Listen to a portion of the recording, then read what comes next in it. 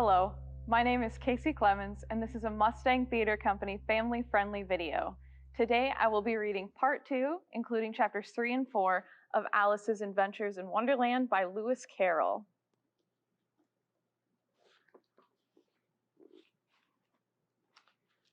Chapter 3, A Caucus Race and a Long Tail.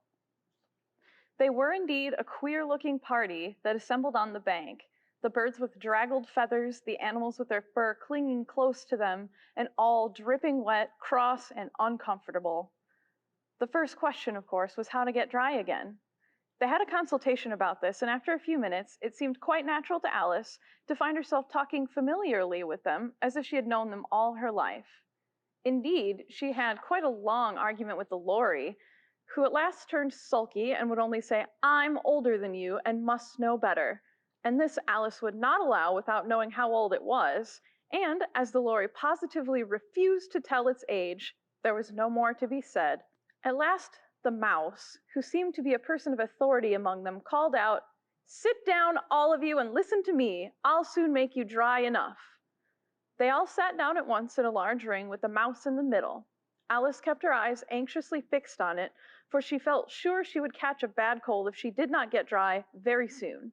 "Ahem," said the Mouse with an important air. "Are you all ready?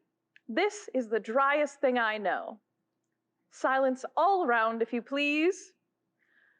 "William the Conqueror, whose cause was favored by the Pope, was soon submitted to by the English, who wanted leaders, and had been of late much accustomed to usurpation and conquest. Edwin and Morcar, the Earls of Mercia and Northumbria—" "Ugh," said the Lorry with a shiver. "I beg your pardon," said the Mouse, frowning, but very politely. "Did you speak?" "Not I," said the Lorry hastily. "I thought you did," said the Mouse. "I proceed. Edwin and Morcar, the Earls of Mercia and Northumbria, declared for him, and even Stigand, the patriotic Archbishop of Canterbury, found it advisable—" "Found what?" said the Duck. "Found it," the Mouse replied rather crossly. "Of course you know what it means." "I know what it means well enough when I find a thing," said the Duck. "It's generally a frog or a worm. The question is, what did the Archbishop find?" The Mouse did not notice this question, but hurriedly went on. "Found it advisable to go with Edgar Atheling to meet William and offer him the crown. William's conduct at first was moderate, but the insolence of his Normans—" "How are you getting on now, my dear?" it continued, turning to Alice as it spoke. "As wet as ever," said Alice in a melancholy tone. "It doesn't seem to dry me at all." "In that case," said the Dodo, solemnly rising to its feet, "I move that the meeting adjourn for the immediate adoption of more energetic remedies." "Speak English," said the Eaglet. "I don't know the meaning of half those long words, and what's more, I don't believe you do either." And the Eaglet bent down his head to hide a smile. Some of the other birds tittered audibly. "What I was going to say," said the Dodo in an offended tone, "was that the best thing to get us dry would be a caucus race." "What is a caucus race?" said Alice. Not that she wanted much to know, but the Dodo had paused, as if it thought somebody ought to speak, and no one else seemed inclined to say anything. "Why," said the Dodo, "the best way to explain it is to do it. And as you might like to try the thing yourself some winter day, I will tell you how the Dodo managed it." First, it marked out a race course in a sort of circle. "The exact shape doesn't matter," it said. And then all the party were placed along the course here and there. There was no 1, 2, 3 and away, but they began running when they liked and left off when they liked, so that it was not easy to know when the race was over. However, when they had been running half an hour or so, and were quite dry again, the Dodo suddenly called out, "The race is over!" And they all crowded around it, panting and asking, "But who has won?" This question the Dodo could not answer without a great deal of thought, and it sat for a long time with one finger pressed upon its forehead, the position in which you usually see Shakespeare in pictures of him, while the rest waited in silence. At last the Dodo said, "Everybody has won, and all must have prizes." "But who is to give the prizes?" quite a chorus of voices asked. "Why, she, of course," said the Dodo, pointing to Alice with one finger, and the whole party at once crowded around her, calling out in a confused way, "Prizes! Prizes!" Alice had no idea what to do, and in despair, she put her hand in her pocket. and pulled out a box of comfits. Luckily, the salt water had not got into it, and handed them round as prizes. There was exactly one apiece, all round. "But she must have a prize herself, you know," said the mouse. "Of course," replied the dodo very gravely. "What else have you got in your pocket?" he went on, turning to Alice. "Only a thimble," said Alice sadly. "Hand it over here," said the dodo. Then they all crowded round her once more, while the dodo solemnly presented the thimble, saying, "We beg your acceptance of this elegant thimble." And when it had finished this short speech, they all cheered. Alice thought the whole thing very absurd, but they all looked so grave that she did not dare to laugh, and as she could not think of anything to say, she simply bowed and took the thimble, looking as solemn as she could. The next thing was to eat the comfits. This caused some noise and confusion, as the large birds complained that they could not taste theirs, and the small ones choked and had to be patted on the back. However, it was over at last, and they sat down again in a ring and begged the mouse to tell them something more. "You promised to tell me your history, you know," said Alice, "and why it is you hate C and D," she added in a whisper, half afraid that it would be offended again. "Mine is a long and sad tale," said the mouse, turning to Alice and sighing. "It is a long tale, certainly," said Alice, looking down with wonder at the mouse's tail. "But why do you call it sad?" And she kept on puzzling about it while the mouse was speaking, so that her idea of the tale was something like this. "Fury said to a mouse that he met in the house, 'Let us both go to the law. I will prosecute you. Come, I'll take no denial. We must have the trial, for really this morning I've nothing to do.' Said the mouse to the cur, 'Such a trial, dear sir, with no jury or judge would be wasting our breath.' 'I'll be judge, I'll be jury,' said cunning old Fury. 'I'll trial the whole cause and condemn you to death.'" "You are not attending," said the mouse to Alice severely. "What are you thinking of?" "I beg your pardon," said Alice very humbly. "You had got to the fifth bend, I think?" "I had not," cried the mouse sharply and very angrily. "A knot," said Alice, always ready to make herself useful and looking anxiously about her. "Oh, do let me help you to undo it." "I shall do nothing of the sort," said the mouse, getting up and walking away. "You insult me by talking such nonsense." "I didn't mean it," pleaded poor Alice, "but you're so easily offended, you know." The mouse only growled in reply. "Please come back and finish your story," Alice called after it, and the others all joined in chorus, "Yes, please do." But the mouse only shook its head impatiently and walked a little quicker. "What a pity it wouldn't stay," sighed the Lory, as soon it was quite out of sight, and an old crab took the opportunity of saying to her daughter, "Ah, my dear, let this be a lesson to you never to lose your temper." "Hold your tongue, Ma," said the young crab, a little snappishly. "You're enough to try the patience of an oyster." "I wish I had our Dinah here. I know I do," said Alice aloud, addressing nobody in particular. "She'd soon fetch it back." "And who is Dinah, if I might venture to ask the question?" said the Lory. Alice replied eagerly, for she was always ready to talk about her pet. "Dinah's our cat. She's such a capital one for catching mice, you can't think. And oh, I wish you could see her after the birds. Why, she'll eat a little bird as soon as look at it." This speech caused a remarkable sensation among the party. Some of the birds hurried off at once. One old magpie began wrapping itself up very carefully, remarking, "I really must be getting home. The night air doesn't suit my throat." And a canary called out in a trembling voice to his children, "Come away, my dears. It's high time you were all in bed." On various pretexts, they all moved off, and Alice was soon left alone. "I wish I hadn't mentioned Dinah," she said to herself in a melancholy tone. "Nobody seems to like her down here, and I'm sure she's the best cat in the world. Oh, my dear Dinah, I wonder if I shall ever see you any more." And here poor Alice began to cry again, for she felt very lonely and low-spirited. In a little while, however, she again heard a little pattering of footsteps in the distance, and she looked up eagerly, half hoping that the mouse had changed his mind and was coming back to finish his story. Chapter 4. The Rabbit Sends in a Little Bill. It was the White Rabbit, trotting slowly back again and looking anxiously about as it went, as if it had lost something. And she heard it muttering to itself, the Duchess, oh my dear paws, oh my fur and whiskers, she'll get me executed as sure as ferrets are ferrets. Where can I have dropped them, I wonder?" Alice guessed in a moment that it was looking for the fan and the pair of white kid gloves, and she very good-naturedly began hunting about for them, but they were nowhere to be seen. Everything seemed to have changed since her swim in the pool, and the great hall with the glass table and the little door had vanished completely.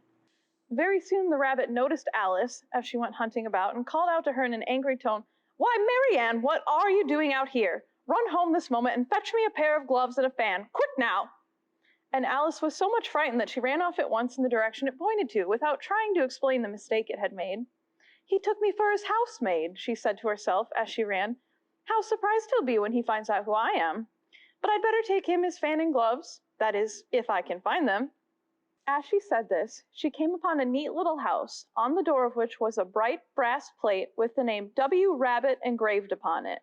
She went in without knocking and hurried upstairs, in great fear lest she should meet the real Mary Ann, and be turned out of the house before she had found the fan and gloves. "How queer it seems," Alice said to herself, "to be going on messages for a rabbit. I suppose Dinah will be sending me on messages next." And she began fancying the sort of thing that would happen. "Miss Alice, come here directly and get ready for your walk." "Coming in a minute, nurse, but I've got to watch this mouse hole till Dinah comes back and see that the mouse doesn't get out." "Only I don't think," Alice went on, "that they'd let Dinah stop in the house if it began ordering people about like that." By this time, she had found her way into a tidy little room with a table in the window, and on it, as she had hoped, a fan and 2 or 3 pairs of tiny white kid gloves. She took up the fan and a pair of gloves and was just going to leave the room when her eye fell upon a little bottle that stood near the looking-glass. There was no label this time with the words, "Drink me," but nevertheless she uncorked it and put it to her lips. "I know something interesting is sure to happen," she said to herself, "whenever I eat or drink anything, so I'll just see what this bottle does. I do hope it'll make me grow large again, for really I'm quite tired of being such a tiny little thing."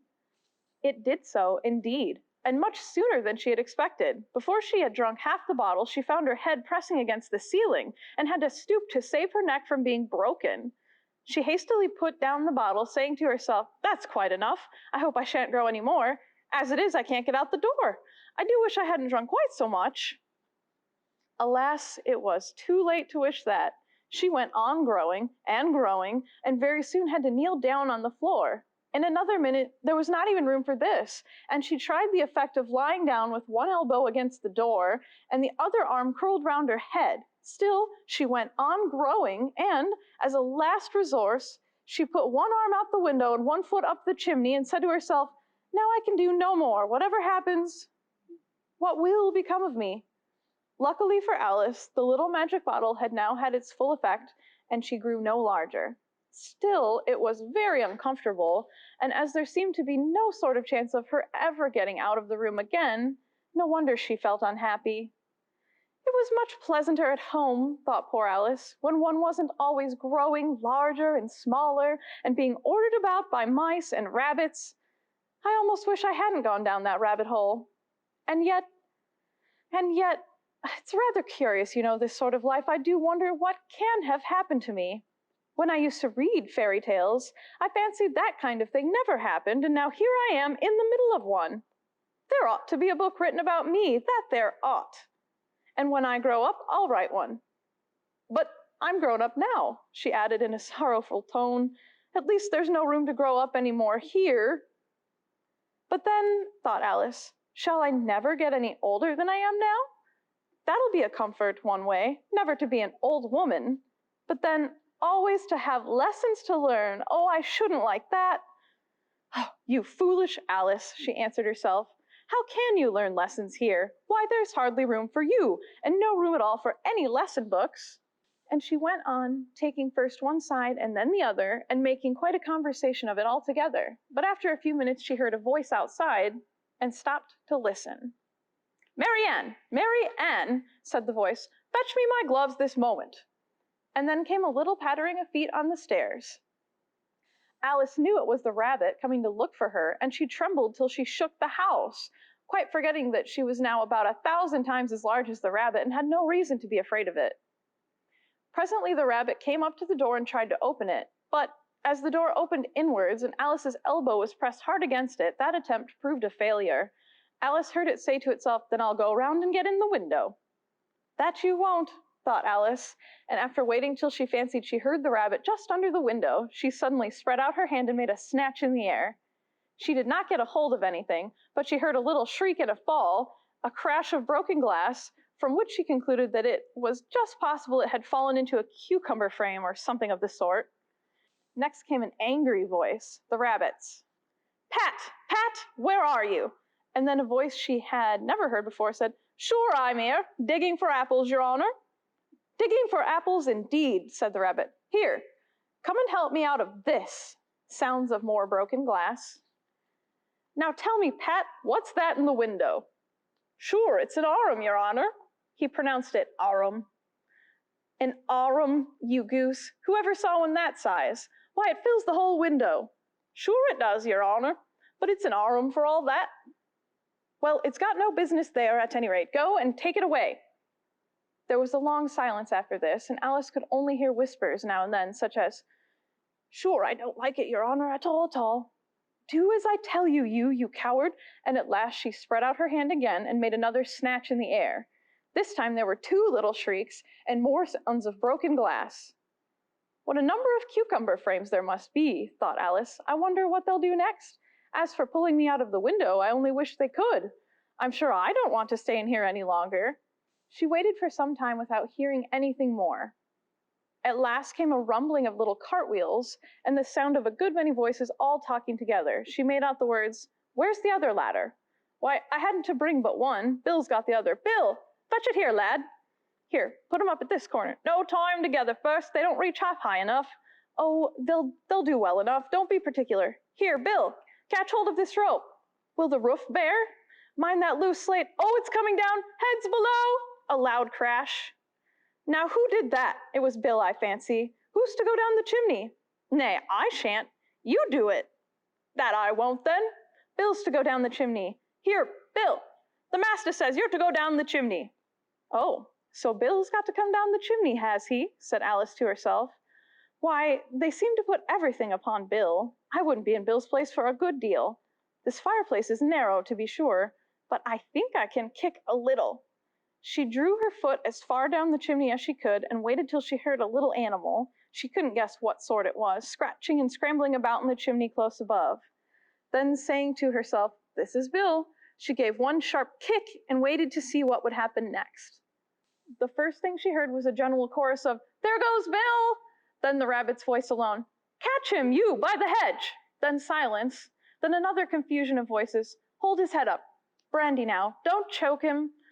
How was it, old fellow? What happened to you? Tell us about it."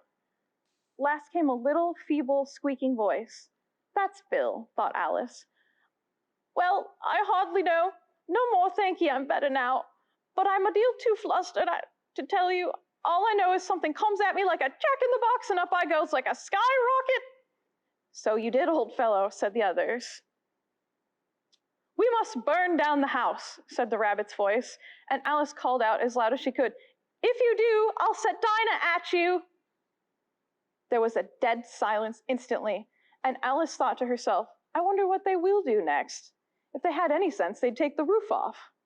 After a minute or two, they began moving about again, and Alice heard the rabbit say, "A barrowful will do to begin with." "A barrowful of what, Alice?" But she had not long to doubt, for the next moment a shower of little pebbles came rattling in at the window, and some of them hit her in the face.